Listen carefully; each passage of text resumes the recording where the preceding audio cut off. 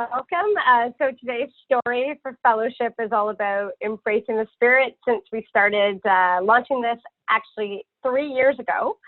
And since that time, a lot of exciting stories have happened. And during the fellowship time, you're hearing many of them. But we just had a big survey of 140 of the recipients actually completed the survey to say how it's going for them and the impacts that are happening for them. And I was hoping to use today's fellowship to celebrate and to share what this really moving tide and all these great things that are happening and all the great feedback that we've had. So for Embracing the Spirit, our most recent survey, we'll just kind of jump into it. So what's really great about this, and I know this is showing conferences rather than regions, and we are going to be switching that over now. But this is really showing that we have had applicants and people filling out the survey from all across the country, just to recognize that, as well as people who might have been Embracing the Spirit recipients, but we're also getting surveys back from the new ministry recipients, and even just people who are part of the network and the newsletter, and people who've attended the Social Innovation Challenges. So there's a lot of people who are part of this growing network. And now we get to see some of the change. So a big part of Embracing the Spirit is that this is not just a grant program. It is about the support and the growth and the leadership, the development that's happening. And so one of the specific things that we ask about is, how is your leadership growing or flourishing or changing because of the grants or because of Embracing the Spirit in general? And what's been really interesting for us is some of the quantitative questions being, how many people have assumed a leadership role in your initiative? So out of all of the projects that we have, the average is 8 leaders actually put up their hand and lean into one of these new initiatives. Still 15% said no leadership, but it's been interesting that it's so big. What has also been really interesting is that on average, that 4.15 new leaders step up.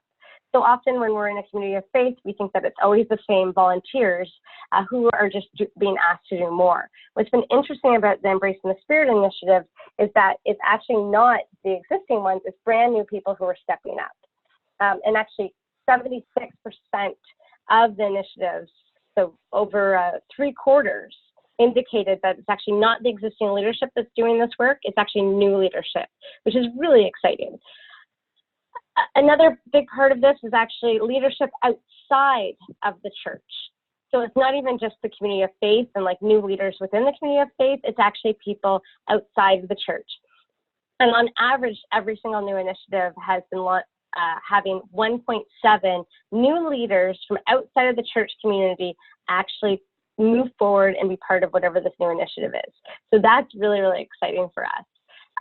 We're also seeing a rise in terms of wanting to be sharing stories, hearing stories, and being networked. So we now have 70% of the people actually receiving the Embracing the Spirit newsletter and really reading the stories and feeling really encouraged and hopeful because of each other's stories. So just each initiative, each little hopeful thing that's happening is starting to go into this big wheel, this upward spiral, so to speak. And what's even nicer is that this is starting to have a ripple effect outside where people are actually sharing Embracing the Spirit newsletters with others. I've heard many times that an administrator or a minister or a board member who receives the newsletter has actually been retelling the stories or forwarding it on. So this continues to be a huge ripple effect. For leadership, these are some great quotes we've been hearing and just really encouraging. So our engagement with EDGE has radically increased the number of people involved in leadership roles. And so that continues to get more expertise and more ideas and has that upward spiral. So really excited about that. The next big thing is, of course, the spiritual journey. And so is Embracing the Spirit actually helping people with the spiritual bottom line, with their own spiritual journey, with their community of faith, and even in the neighborhood? And it has been really interesting to see some of this movement. So this one is, what is the key need that motivated your community of faith to actually lean in and start something new? And I love this because like 21% of the reasons that a church tried something new was because of children and youth. Another 21% was because it was community connections, so the church to the community. But what's also really neat is sometimes it was the community coming to the church with a need. So that has been going both ways, and many other great themes that we've been able to pull out. But in general, when we're looking at the community connections from church to community or vice versa, I mean, that's the largest place. So conversations and new relationships is where people are really coming up with these new ideas. Lots of different quotes in here. We felt our worship was becoming stale. We wanted to experience something new and fresh and to celebrate the joy of our faith. And then the first quote here being, the farmer's market was actually a vision from God. Other motivating factors was a desire to bring a healthful spiritual practice outside of the church community. So lots of different things and motivations to start new ideas. What's really great on the spiritual journey is that there's a resounding yes, that this is actually building people's faith and deepening their own spiritual wellness. 98% are more able to deeply listen to God. Other ministry leaders, so being able to listen being so important, and 99% of the communities of faith have increased their ability to listen to the community. So important. So this test has just been really exciting to get this feedback. And then specific areas within, like as a community of faith, have we actually increased our orientation to mission, hospitality, stewardship, evangelism, social innovation. And so what's been interesting is the ones that have really lifted up here is a focus on mission, hospitality, and social innovation. And I would say a couple of years ago, a lot of communities of faith would have shied away from the word of social innovation. And obviously that's no longer true, which is, again, quite encouraging. So then, of course, as EDGE, we wanted to know whether or not the support programmatic piece, but also the relationship side of things and the network weaving, is this working? Is this what we should be doing? So all these questions was like, has your engagement with EDGE actually helped?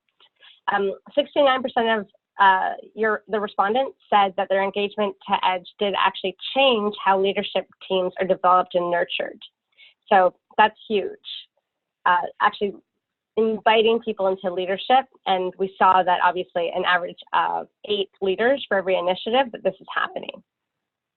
And then on the other side here is, through your engagement with EDGE, have you and or your ministry leaders experienced a greater ability to lead? And that also is at 83%. So continuing to support the leaders has been really encouraging for us to know that we're onto something. There were some specific skills that were named as something that EDGE has helped with, but what's really important for us here is just to see where we have gaps. So we need to be leaning more into the grant writing.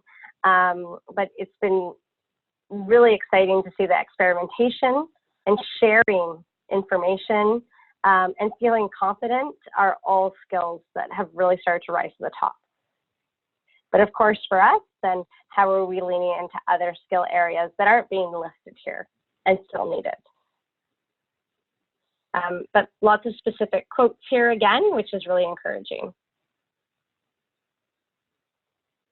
So being supported by an innovative organization lends credibility to an initial ministry idea that might be out of the box. Sometimes you need someone else with vision to get on board and say, go for it. So a lot of feedback here in terms of validation and pushing others to the edge as well. This is one of the ones that I'm the most excited about, is that your engagement with EDGE, do you feel more confident in addressing and or managing your financial sustainability? And that, again, resounding 77% of that's been changing, which is really exciting. And one of our questions as part of this is, have you secured additional funding? And we have 42% have actually secured funding from outside sources. 32% have found funding from other United Church of Canada sources, and even 28% having dedicated gifts to further that ministry. And we just quoted two very different examples, but amazing examples, where one said we actually had an additional $150,000 in grants, and yet this other one is saying, today we have received $600 in additional cash and in-kind offering. That's been very humbling for them.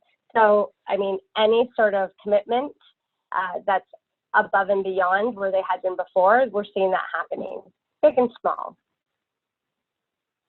Governance is the big question, is whether or not that's been impacted. 56%, so about a year ago, last time we did the survey, this number was closer to 30%, even high 20%. So we've almost doubled how many communities of faith are now turning to governance, which is really exciting in there. And I think one of my favorite ones here is that the 24% of the communities of faith actually listed increased enthusiasm and engagement when it came to governance, which is quite exciting. So in general, these quotes are all talking about additional support from areas that maybe they weren't seeing support previously, and understanding what church can be outside of Sunday. Relationships. So one question is, through engaging with EDGE, have you actually connected more with other communities of faith? And what's been interesting is that this is an area that EDGE would like to focus on. We often will connect communities of faith with each other if they're doing similar ideas, but clearly we need to do a better job, because 38% are saying that they don't have existing connections in, and only 27% at week.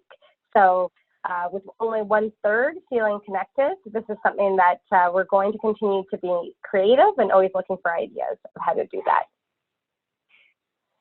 For relationships, this one's really encouraging. The average initiative has an average of 4.7, so the mean is 4.7 new partnerships.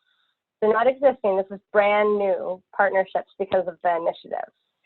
So that is really exciting for us. And this is a new question we just added into the survey, so we've only had 25 respondents on this question so far, that specifically asked how many people, so not organizations, but people are impacted by the initiative. And the average initiative, which can be a new ministry or any sort of outreach, is 310 people per initiative. So even with only 25 respondents so far, it was over 7,000 people have been impacted. If we multiply this number through all of the initiatives that have been funded, Embracing the Spirit would, by extrapolating this number, would have impacted over 100,000 people so far. So moving forward, so next steps on this, has your community of faith found new life through this initiative? This has to be my favorite one, because 90% of communities of faith said yes. So clearly we're on to something, which is super exciting. And again, big energy. There is new energy at the church. There's a comment that has been heard from many, many people in the congregations. New things are being tried, which are being enjoyed by the existing congregation, the new congregation, and the community. And this is really encapsulates, I think, what we're hopeful of about Embracing the Spirit being far more than a grant program. This question in the survey is, what is the most unexpected outcomes that you've had? And we put them into themes. And the number one thing is that communities of faith that were doing a new initiative, they didn't expect the community to respond. And yet, unexpectedly, their outcome, 50% of the time, was related to community, and 28% of support that they hadn't seen coming. So just wonderful and positive momentum. So lots of unexpected outcomes that are just fun to read through. We will have the full reports that we're going to be sending out with all these stories and all these unexpected outcomes. But that is what I wanted to share with you guys for today. See if I can actually stop this.